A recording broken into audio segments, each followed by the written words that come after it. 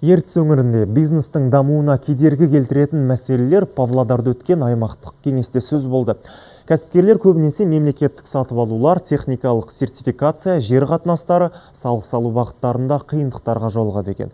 Мәселен, былтырдан бері өңірде 246 бизнес нысанының құқықтары қорғалды.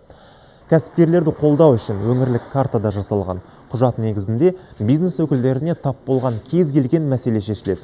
Бизнестің жол картасы 2020 бағдарламасы аясында 1168 азамат өз ісін дөңгелетуге мүмкіндік алған. Олардың қатарындағы 400-ге жуық жоба ауылдарда жүзеге асты.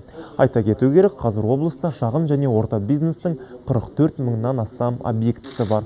Бұл орындарда 132 мыңдай жергілікті тұрғын еңбек етеді. Оларға қол ұшын созу мақсатында облыста кәсіпкерлердің құқықтарын қорғау кеңесі жұмыс істейді.